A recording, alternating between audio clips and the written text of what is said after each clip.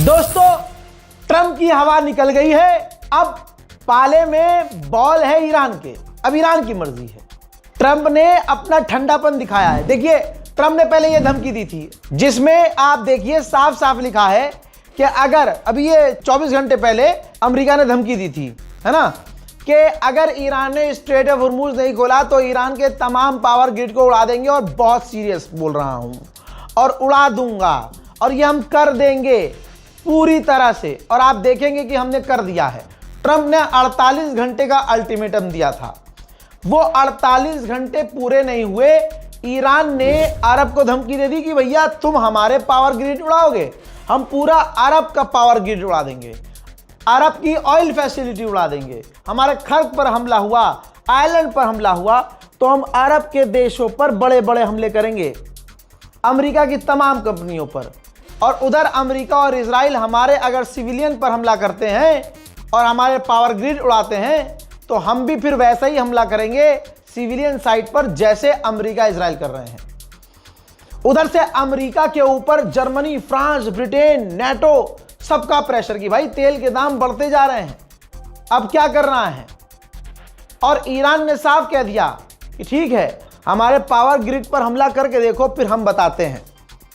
इसके बाद Donald Trump का जो अभी ट्वीट मैंने आपको दिखाया, जिसमें वो कह रहा है कि 48 घंटे का अल्टीमेटम है, ईरान को मिटा देंगे ईरान को। ठीक, 48 घंटे पूरा होने से पहले ईरान ने तो कहा कि ठीक है तुम करो जो करना है, उसके बाद हम करेंगे।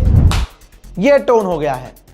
दिखा चुका हूं ये ट्वीट, जिसमें आप फुल स्क्रीन पर इसलिए रख रहा हूं कि किसी को भी अगर गलतफहमी है तो ये ट्वीट ठीक से पढ़ लो। डोनाल्ड ट्रंप का ये पहला ऐसा ट्वीट है जिसमें उसने ईरान को, पॉइंटर दे रहा हूं आपको याद रखिएगा, जिसमें उसने ईरान को धमकी नहीं दी। यह पहला ट्वीट था जिसमें ईरान को ट्रंप ने धमकी नहीं दी, न ईरान की गवर्नमेंट को इसने रिजीम कहा, रिजीम तक नहीं कहा, और यह तक नहीं कहा कि हम आगे हमला कर रहे हैं या करेंगे। इजराइल का इसमें कोई जिक्र नहीं। और सबसे बड़ा मामला, स्ट्रेट ऑफ हॉर्मुज पर इसने कुछ नहीं बोला कि ईरान को स्ट्रेट ऑफ हॉर्मुज खोल देना चाहिए, कुछ भी नहीं कहा। यानी सीधा एकदम स्वीट सा मैसेज कर दिया, ट्वीट कर दिया और कह दिया कि 5 दिन के लिए मैंने आदेश दिया है अपनी फौज को कि अगले 5 दिनों तक जो हम बातचीत कर रहे हैं ईरान से, ईरान की ऑयल फैसिलिटी पर, उसके जो पावर ग्रिड है उस पर हमला मत करना। यानी आप देखिए 24 घंटे पहले क्या धमकी दी थी कि 48 घंटे में ईरान को उड़ा देंगे पूरी तरह से। और अभी उसके खुद के दिए हुए घंटे पूरे नहीं हुए कि इसका घंटा खुद हिल गया और इसने खुद ही कह दिया कि हमने मना कर दिया कि ईरान की पावर ग्रिड पर हमला मत करना। अब ये सीधी सीधी बात सबको आ गई है समझ में कि अमेरिका की ये इनडायरेक्ट हार है। ये जंग अमेरिका हार चुका है, ट्रंप हार चुका है।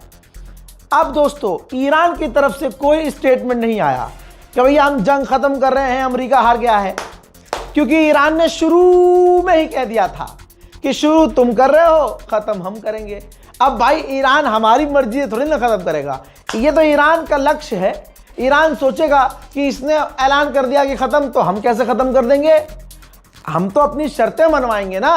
तो कुल मिला के फिलहाल इनडायरेक्ट पूरी तरह से अमेरिका हार चुका है, अमेरिका की हवा निकल चुकी है, ट्रंप टेंशन में आ चुका है। ईरान ने ऑफिशियल स्टेटमेंट में यह कहा ट्रंप के झुकने के बाद कि अमेरिका पीछे हो गया है।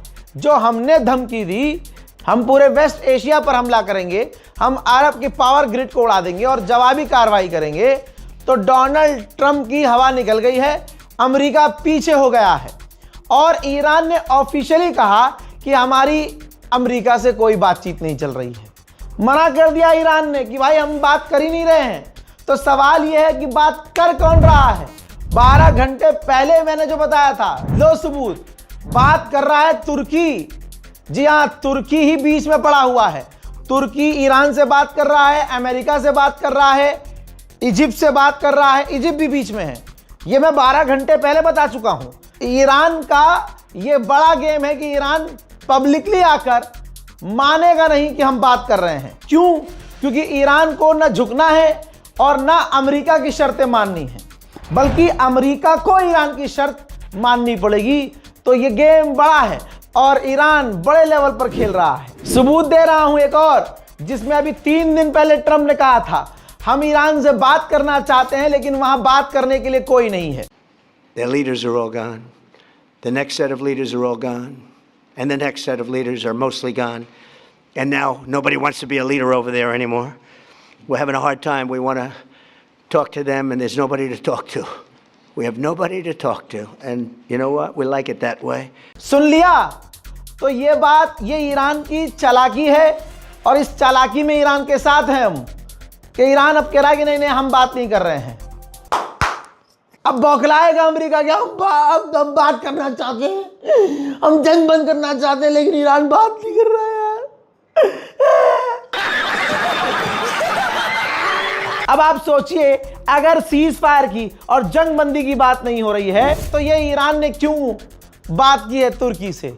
क्योंकि तुर्की ही मीडिएटर है, तुर्की ही मीडिएशन करवा रहा है। तो लीजिए, ईरान के विदेश मंत्री ने तुर्की के विदेश मंत्री से फोन पर बात की है। साथ ये भी जानकारी है कि ईरान के विदेश मंत्री से रशिया के भी विदेश मंत्री ने फोन पर बात की है। अब डोनाल्ड ट्रंप अपनी मीडिया से क्या कह रहा है, ये देखो। कह रहा है कि ईरान की रिजीम तो चेंज हो चुकी है, क्योंकि जितने भी ऑफिशियल थे सब बदले जा चुके हैं।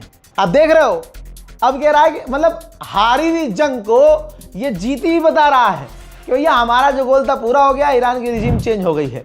इसी वजह से तो ईरान खेल रहा है कि हम तो बात ही नहीं करेंगे जी। बातचीत तो चल रही है, ईरान थोड़ा सा खेल रहा है।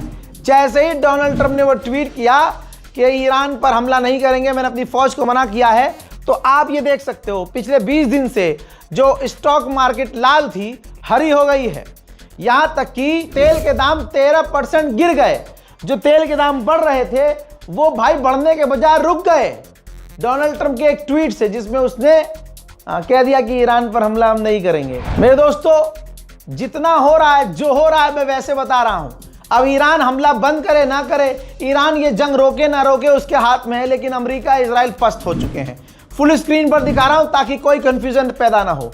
ये देखो, इजराइल ने भी कहा है आधिकारिक तौर पर कि अमेरिका ने हमें बताया है कि ईरान से बातचीत हो रही है और अमेरिका जो करेगा वैसा हम करेंगे। बिल्कुल करना पड़ेगा भाई। इजराइल को ज्यादा बजाया है ईरान ने पिछले 3 दिनों में। ईद से तिवासी तक ईरान ने जैसी मिसाइलें दागी हैं, ओ हो, पूरी तरह से पस्त पड़ गया है इजराइल। अब कह रहा है जैसे पापा कहेंगे, जैसे हमारे ट्रंप कहेंगे, अमेरिका कहेगा वैसा ही हम करेंगे। करना पड़ेगा। पिछले 5 साल से इजराइल को पढ़ा है मैंने, हर दिन इजराइल की जानकारियां मैंने आपको दी हैं। इजराइल जब भी सीज फायर करने वाला होता है, जैसे गाजा में, हर जगह जैसे ही सीज फायर करने वाला होता है, जंग बंदी की बात होती है, तो अपने आखिरी अय्याम में जब उसे दिखता है कि अब सीज फायर हो जाएगा, तो वो हमले बड़े कर देता है, बढ़ा देता है हमले। तो ऐसे ही तेहरान पर, ईरान पर इजराइल ने, जैसे ही अमेरिका ने ऐलान किया कि बातचीत हो रही है और हमने मना कर दिया है अपनी फौज को कि ईरान के पावर ग्रिड पर हमला मत करना, ईरान के ऊपर इजराइल ने बड़े हमले शुरू कर दिए हैं।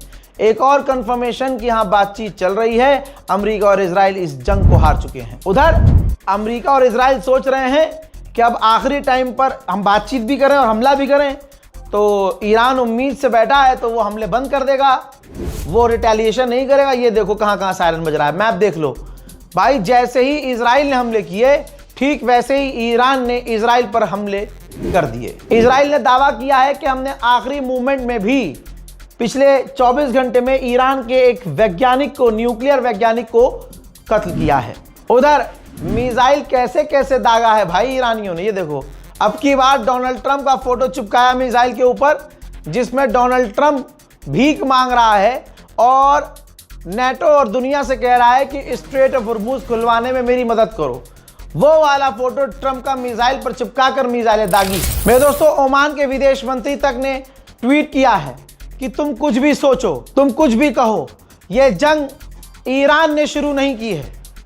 ईरान ने शुरू ये जंग नहीं की थी।